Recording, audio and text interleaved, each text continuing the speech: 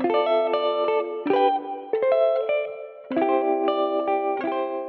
acredito que a planificação é o primeiro passo para o sucesso.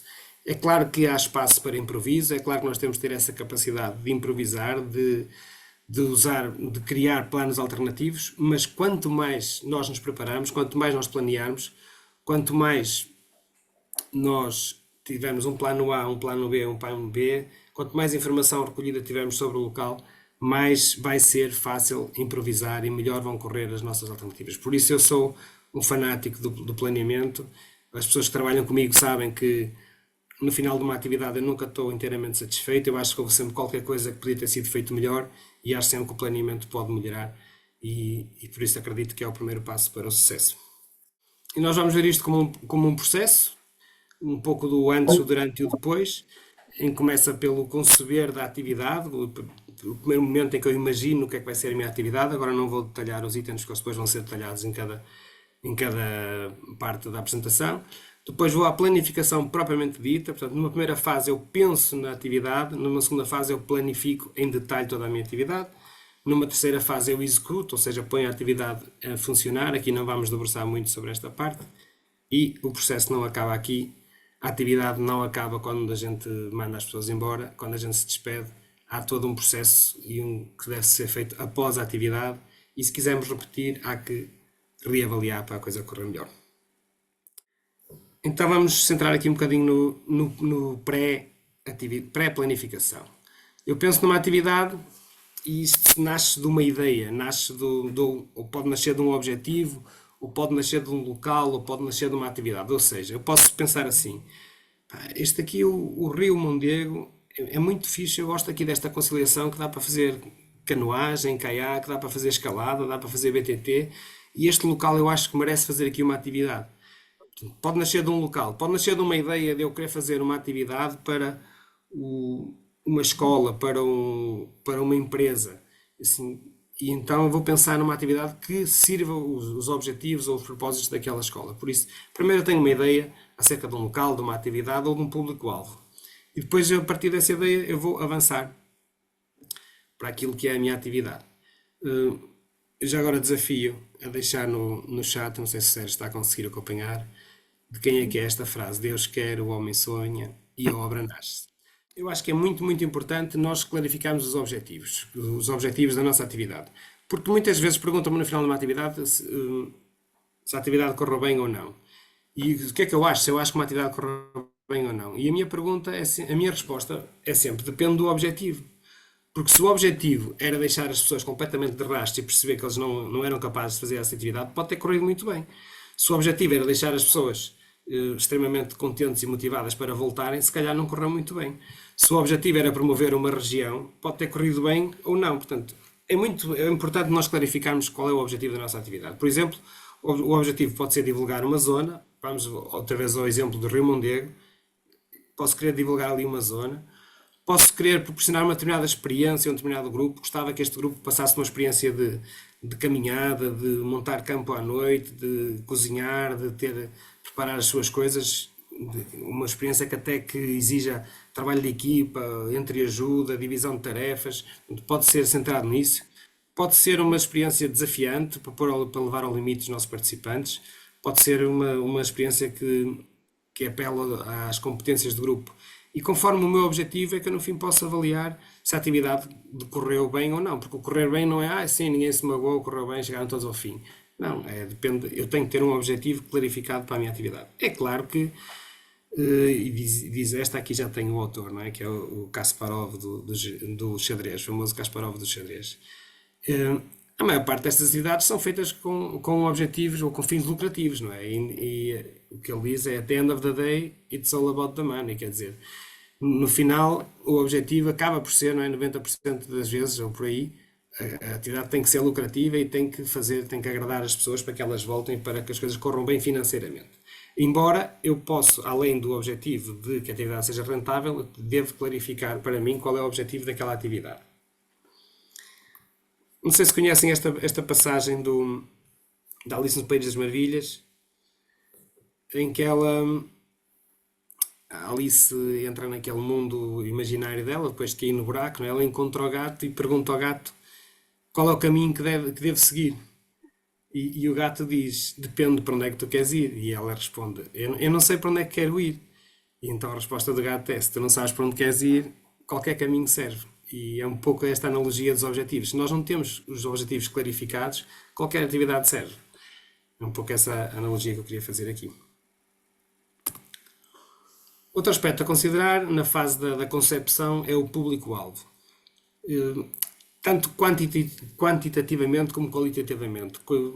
Quais são as pessoas para as quais nós estamos a organizar a nossa atividade? É um grupo de pessoas experientes, é um grupo de pessoas iniciadas, as pessoas têm uma idade avançada, são crianças, são jovens, quantos é que são, como é que é a condição física deles, qual é o espírito da atividade. E isto vai condicionar todo o nosso planeamento. E muitas vezes nós tentamos recolher esta informação e criamos uma ideia antes de como é que vai ser o nosso grupo. E quando a atividade começa, quando nós temos o primeiro contacto com o grupo, temos surpresas. Não sei, provavelmente as pessoas que estão a ouvir já tiveram muitas surpresas em grupos, ou seja, nós recolhemos algum tipo de informação, além da idade, muitas vezes, até por causa do equipamento, pedimos o peso, pedimos a altura, pedimos o tamanho do pé, pedimos algumas medidas e por aí fazemos uma análise mais ou menos do grupo que vamos ter, mas depois temos surpresas. Eu queria partilhar aqui uma experiência que eu tive em que fiz um briefing numa caminhada. A caminhada era à volta da Misarela, era uma coisa que hoje em dia, mais aproximadamente aquilo que é o PR7 na Misarela, para quem conhece, eu organizei uma atividade já quase há 20 anos que era uma caminhada com um traçado semelhante. Quer dizer, dava a volta à Misarela, ia até Cavassos e depois descia a Ribeira na mesma, e o conceito era aquele, era o conceito de caminhar em volta da Misarela. E no briefing inicial eu tinha uma pessoa, uma senhora já de uma idade avançada, já reformada, ali entre os 60 e tais e os 70 anos, que me preocupou, obviamente.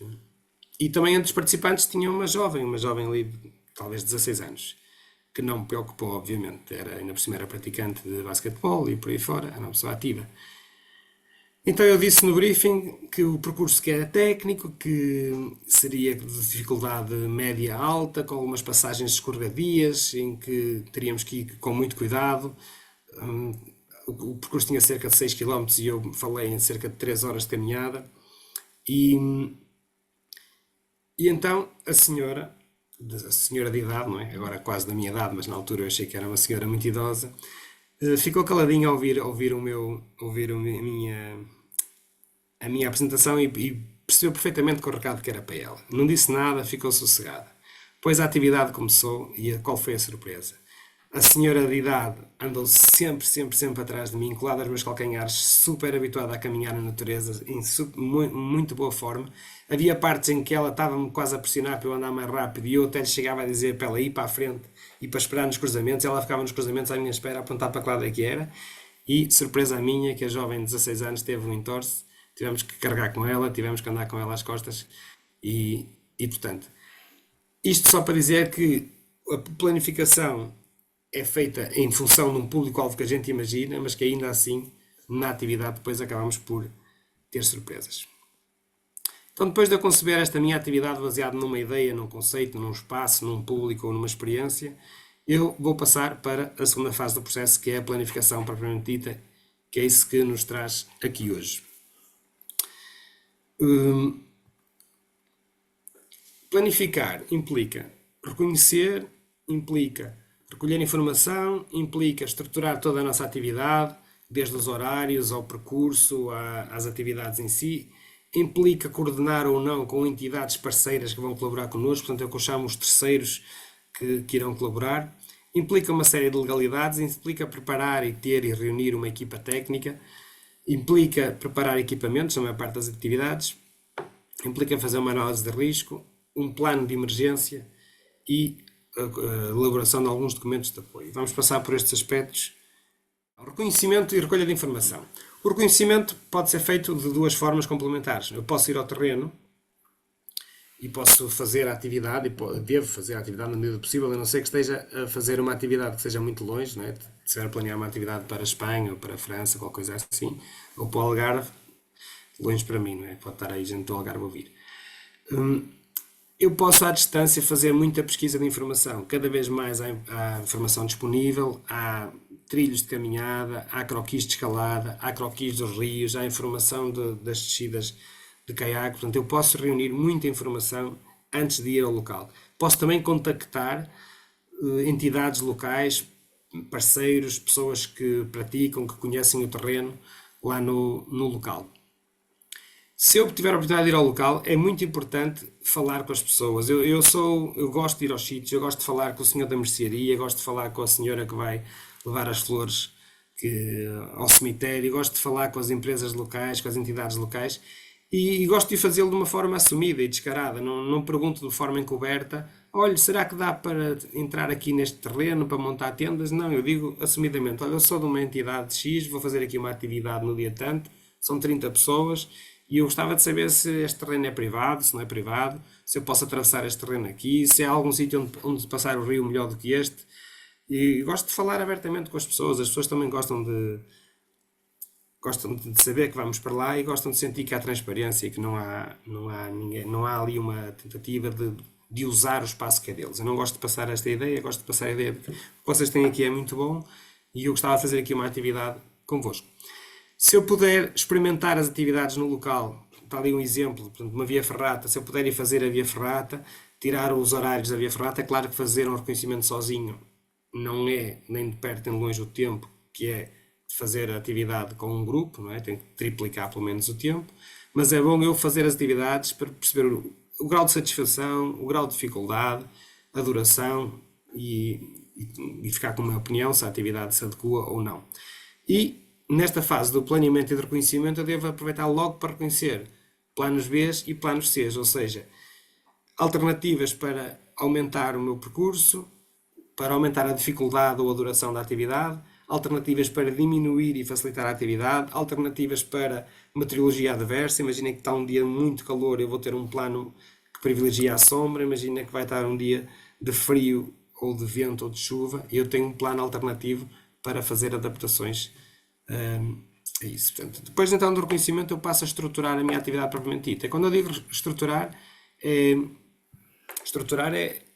pensar onde é que a atividade começa, onde é que eu encontro as pessoas, onde é que vão ser as minhas atividades, vai haver um percurso, não vai haver um percurso, onde é que eu vou fazer as atividades. Imaginem que é paintball ou que é BTT, ou tiro com arco, portanto, onde é que eu vou fazer as minhas atividades, onde é que vai ser o almoço, qual vai ser a duração, as pessoas vão ser transportadas, não vão ser transportadas. Portanto, eu vou estruturar toda a minha atividade de modo que não falte nada. Vou planificar as pausas, vou planificar a logística. Quando eu falo de logística, são os transportes, são os equipamentos, são levar as coisas aos sítios, as coisas a passarem no sítio, a comida, a alimentação, portanto, a alimentação, a bebida, as atividades, toda a logística associada à minha atividade tem que estar pensada e programada. E se eu puder, vou programar os extras e as surpresas. O que é que são os extras? E isto é preciso ir ao local. É quando nós paramos naquela adega onde eles estão a pisar o vinho naquela altura, ou que vamos entrar num forno do povo e combinamos com a senhora Maria que ela vai estar a amassar o pão ou vai estar a tirar o pão do forno, ou nós vamos poder fazer uma bola com aquela senhora. É combinar com aquele apicultor que nos vai mostrar parte do seu trabalho, ou até com o pastor, combinar um encontro com o pastor está lá com o rebanho, está lá com os seus cães e nós temos isto programado. Se for uma surpresa, se for um extra, vai abonar muito a favor da nossa atividade, com toda a certeza. Depois de estruturar a minha atividade, toco aqui num ponto que me é particularmente crítico, que são os parceiros e os terceiros. Ou seja, a tal senhora do forno, o tal senhor que nos vai mostrar as abelhas, uma pessoa que a gente contratou para nos transportar de trator de um sítio para o outro, para nos levar as mochilas, o parceiro que foi lá só para organizar o paintball, a pessoa que nos alugou os caiaques. Portanto, isto são os terceiros que nós contratamos, subcontratamos para a nossa atividade. E eu acho que é preciso ser muito criterioso e ter muitos cuidados na escolha destes parceiros. Sejam eles operadores de animação turística, sejam eles intérpretes, pessoas que façam interpretação do território, sejam eles transportes, logística, já falei aqui destes exemplos. E as perguntas que eu coloco são as seguintes. Nós confiamos nestes parceiros, nós temos a confiança de que eles vão fazer um bom serviço, vão nos satisfazer. Eles são fiáveis, eles estão a operar dentro da legalidade. Não custa nada perguntar se tem seguro, se está registado, se tem licença. Será que eles vão ser pontuais no dia? Será que eles costumam tipicamente ser pontuais ou se calhar nem vão aparecer? Será que utilizam um bom equipamento adequado? Era bom nós irmos lá ver o equipamento que eles utilizam, senão podemos ter surpresas muito desagradáveis. Será que no geral têm boas práticas ao nível da comunicação, ao nível da postura, ao nível da segurança? Será que estes parceiros se adequam ao nosso padrão de qualidade? Em princípio, nós estamos a organizar, temos um padrão de qualidade elevado, pelo menos no nosso conhecimento, né? Tentamos fazer o melhor que sabemos. E a questão é se esses parceiros vão estar dentro deste nosso padrão de qualidade. Porque quando eles falham, nós podemos até dizer, o seu Manel era para estar aqui esta hora, mas está um bocado atrasado, olha, vamos fazer aqui um compasso de espera, porque o senhor está atrasado, liguei-lhe agora, ele está atrasado. Nós podemos nos desculpar um pouco no terceiro, mas na verdade os participantes da atividade não contrataram nada com essa pessoa, não é? Não a contrataram, não a conhecem, não lhe pagaram nada. Quem está a falhar, na verdade, perante o participante ou perante o utente ou o cliente, acabamos por ser nós em primeira instância. Então eu recomendo clarificar muito bem os valores. Eu acho que é uma conversa que se deve ter de forma aberta, não é? Senão no fim do dia o caldo verde para 30 pessoas custava 150 euros e isso não foi falado antes, não é? Tem que se clarificar, falar. E os valores, normalmente, e se nós ficarmos satisfeitos, no final até vamos dar um pouco mais do que aquilo que foi negociado, se quisermos voltar a contar com aquele parceiro. Mas tem é que estar clarificado para não haver surpresas. Temos que clarificar o que é que pretendemos exatamente desses parceiros. Temos que clarificar como é que nós comunicamos com eles. Se o homem funciona bem por telefone, se eu tenho que passar em casa dele, se funciona bem por WhatsApp ou por e-mail. Temos que clarificar muito bem os horários. E eu acho que temos que confirmar tudo 3 vezes. O que é que eu quero dizer com isto 3 vezes? Quer dizer que eu ligo ao senhor 15 dias antes, para combinar. 3 dias antes eu volto a ligar. Então, Sr. Manel, olha aquilo... Como é que é do caldo verde? E o Sr. Manel 3 dias antes diz: pois tenho que falar com a minha Maria, ainda não falei com a Maria para ela me fazer o caldo verde. Então, se eu não ligasse 3 dias antes, a coisa podia correr mal. No dia anterior eu ligo outra vez. Estou a ser chato? Estou, se calhar estou. Mas estou a garantir que as coisas não falham. Ligo outra vez e digo assim: Sr. Manel, então é amanhã, só para tirar as dúvidas, é amanhã às 3 horas que o senhor aparece lá na sua carrinha e leva lá o caldo verde como nós combinámos, certo? O caldo verde não tem chouriça, pois não? Porque há malta que não gosta. Aí vai fazer 2 caldo verdes. Vai fazer um com chouriço e outro sem chouriço. Está tudo bem, pronto. E no próprio dia, eu de manhã ligo-lhe: Sr. Manel, é hoje, está certo? Não se esquece. Depois quer que eu lhe ligue um quarto de hora antes. E um quarto de hora antes eu digo: Sr. Manel, olha, afinal estamos adiantados ou estamos atrasados. Estou a ser chato. Estou a ser chato a perguntar se estou a ser chato. Também estou. Mas a ideia é garantir que os terceiros não nos falhem. Eu tenho essa postura. Aspectos legais, há todo aqui um conjunto de aspectos legais. Nós eventualmente poderemos ter uma aula online só sobre este assunto, com um convidado. Mas há coisas que são essenciais de nós confirmarmos na nossa atividade, porque nós não podemos correr o risco, aqui pegando no primeiro aspecto, não podemos correr o risco de estar a fazer um almoço numa sombra, num terreno, e chegar lá o homem até de caçadeira e dizer: amigo, isto aqui, isto é privado, vocês não podem estar aqui. Portanto, não podemos correr esse tipo de risco. Portanto, a primeira coisa a averiguar: vamos passar por terrenos privados? Sim ou não? Pedir autorização, negociar a utilização, temos de estar lá descansados. A nossa atividade decorre em áreas protegidas. Alguns devem saber que existe o SNAC, que é o Sistema Nacional de Áreas Classificadas, que tem os parques naturais, o Parque Nacional, tem as zonas da Rede Natura, tem as zonas úmidas, tem toda uma série de zonas que são classificadas e que têm a regulamentação própria. Nós, consultando o SNAC, vemos se a nossa atividade passa ou não por estas zonas. E se passa, vamos consultar qual é a regulamentação e se é possível fazer o que queremos. Muitas destas zonas carecem de autorizações do ICNF, que são relativamente ágeis de pedir, mas não é para começar uma semana antes, não é? Tem que se começar um mês antes a tratar destas coisas, para garantir que depois vamos ter autorização. Outras licenças para operar. E aqui diferenciar 2 contextos. Contexto associativo, desportista, que é o caso da Escola de Montanha, que trabalha para os seus associados. É um contexto, é uma legislação ao abrigo da lei base do desporto. E o contexto empresarial ou turístico, que é outra lógica, é outra legalidade, que é na lógica da animação turística. Portanto, está regulamentada em decreto-lei e que implica um RENAT, que é, isto estou a falar só para quem não tem esta noção, que é um registro de animação turística, de agentes de animação turística.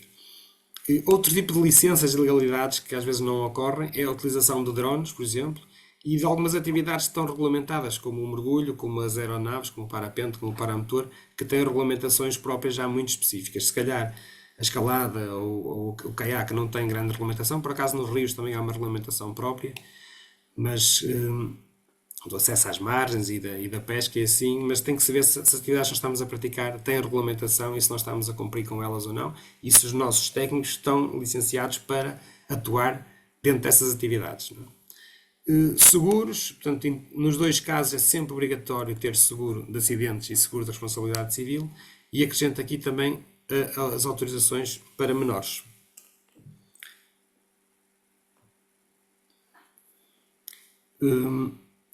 E por final, outro aspecto também da legalidade que está previsto naquele decreto de lei número 108, que é até o artigo 6º, é o dever da informação. Portanto, está descrito na lei o tipo de informação e especificamente que informação é que o participante tem o direito de receber no momento da contratação ou antes de contratar a atividade, o que é que ele deve saber, e depois no momento da atividade, no pré-atividade, durante a atividade.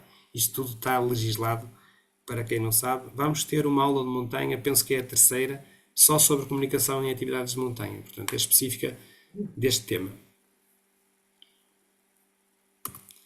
E passo para o outro aspecto, que é a nossa equipa técnica.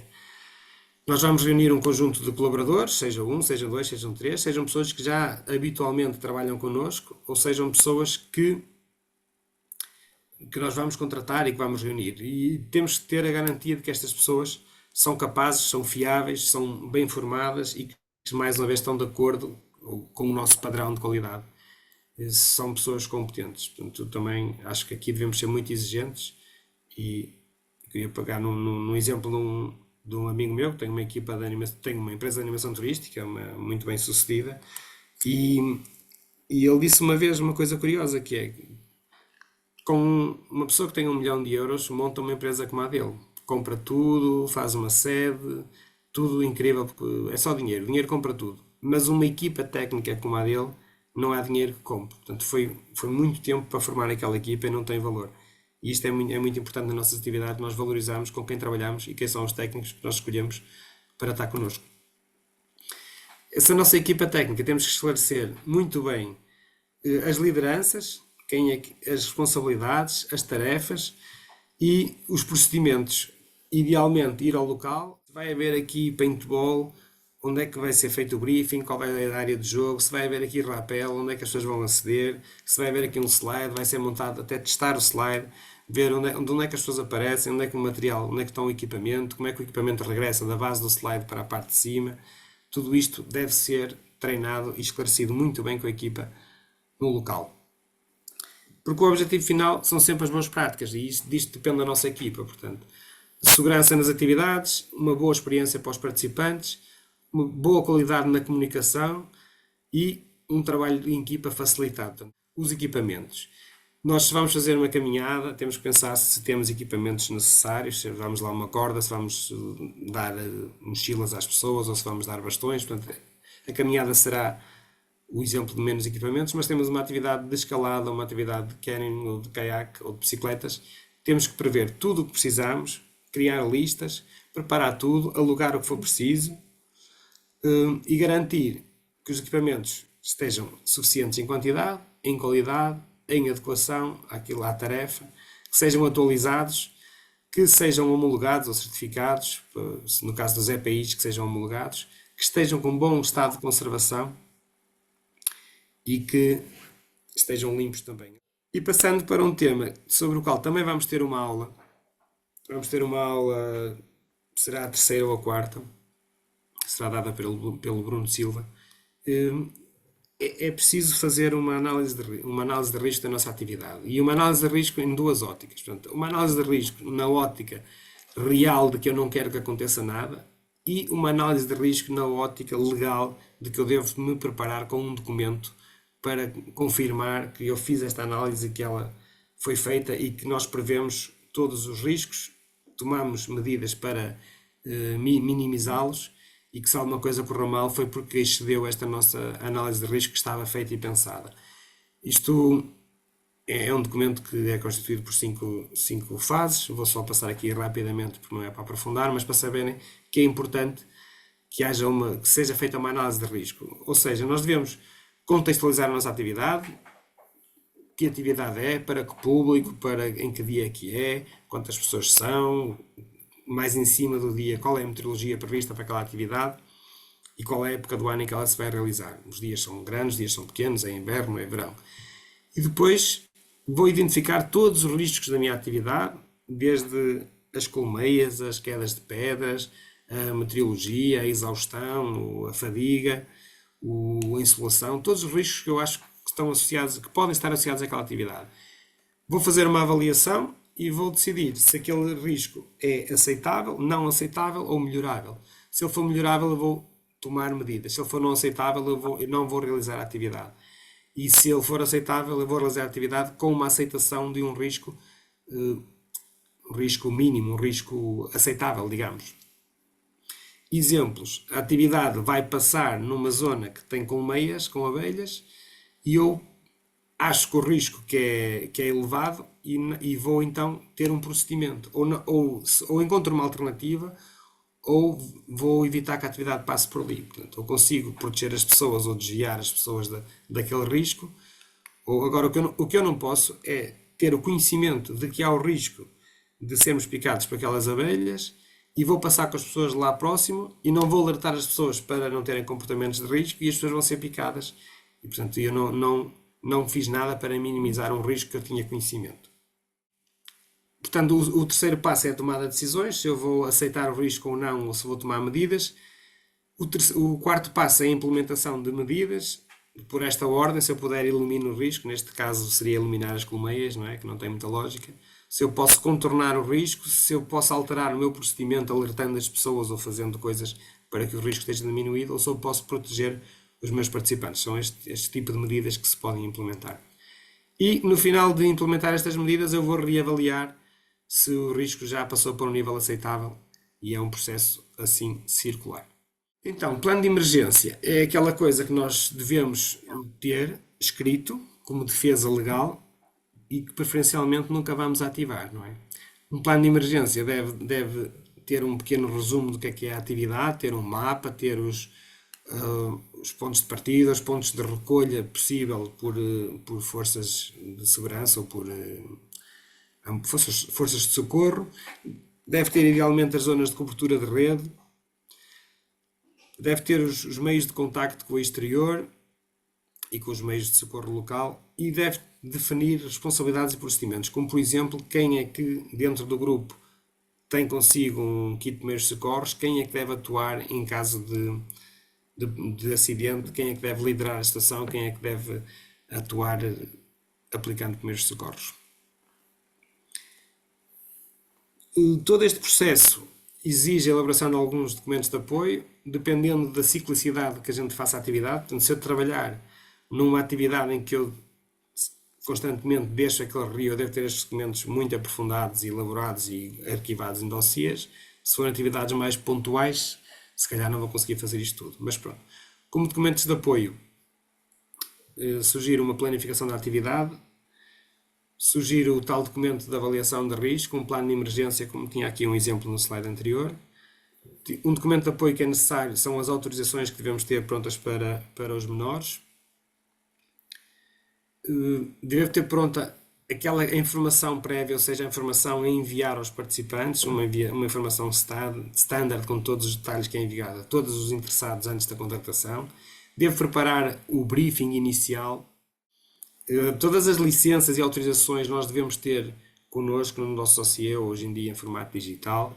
Devemos ter uma listagem dos equipamentos para fazer verificações e, no caso de haver contratos com outras entidades, devemos ter o contrato connosco e contactos também. A terceira fase é a execução propriamente dita da atividade e eu vou só aqui passar alguns tópicos rapidamente. Portanto, para que uma atividade aconteça tem que haver uma divulgação, tem que se preparar a tal atividade prévia, tem que se aceitar inscrições, organizar inscrições, tem que se coordenar a equipa técnica, tem que se fazer uma previsão meteorológica, é a próxima aula, a segunda aula de montanha sobre previsões meteorológicas, Tem que se preparar e confirmar todos os equipamentos, tem que se coordenar com os terceiros, como eu já disse, isto tudo já no dia anterior da atividade, para realizarmos a atividade. Depois, quando a atividade começa, a recepção aos participantes, um momento crucial, que vai ser falado de certeza na comunicação.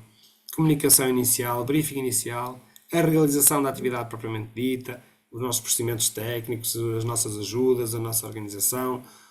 Por vezes os grupos estão separados, como é que a equipa se coordena em termos de comunicação, por rádios ou por telemóveis. E uma comunicação final, ou seja, às vezes não é valorizado aquele momento final de mandar as pessoas embora. Antes disso, falar com elas, tentar perceber qual é o feedback que temos delas e aproveitar para divulgar próximas atividades e assim. Aqui um exemplo de divulgação do nosso Instagram, que está mais ativo ultimamente. Um exemplo de aquilo que deve ter na informação prévia, as coisas que o participante deve saber claramente antes de se inscrever, nomeadamente sobre os custos, os seguros, os horários, os equipamentos, os requisitos. A preparação do briefing, e está aqui novamente a mesma imagem de um briefing, em que é muito importante. O briefing, além de informar, não é? Que esta é a primeira e principal função de um briefing é informar os participantes, mas também permite-nos logo trabalhar nos níveis de segurança. Nós, com um bom briefing, conseguimos salientar os riscos, indicar comportamentos desejáveis e trabalhar muito na segurança da atividade. Eu acredito que um briefing pode minimizar muito incidentes. Uma boa comunicação.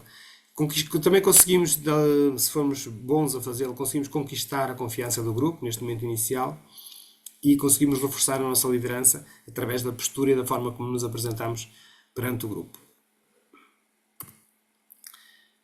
Aquilo que eu falei já na preparação, no dia é preciso combinar tudo e confirmar tudo com a nossa equipa técnica. Dia anterior, no próprio dia de manhã, ver a previsão meteorológica. Vamos ter uma aula de montanha sobre a previsão meteorológica. E depois avançamos para a nossa atividade. Não esquecer de confirmar com os terceiros envolvidos se não vão falhar, se vai chegar lá ao caldo verde a tempo ou não. E passamos para a fase final. A atividade acaba, as pessoas vão-se embora, é preciso desmontar tudo, é preciso arrumar, é preciso fazer manutenção dos equipamentos. Normalmente é uma boa prática enviar um inquérito de satisfação aos participantes, é uma boa prática fazer uma partilha de fotografias com os participantes.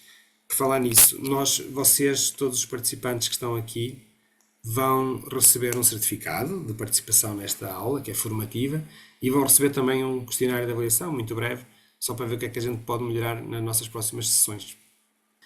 É preciso encerrar contas, é preciso enviar os agradecimentos às pessoas e às entidades que estiverem envolvidas e, se quisermos repetir, reavaliar.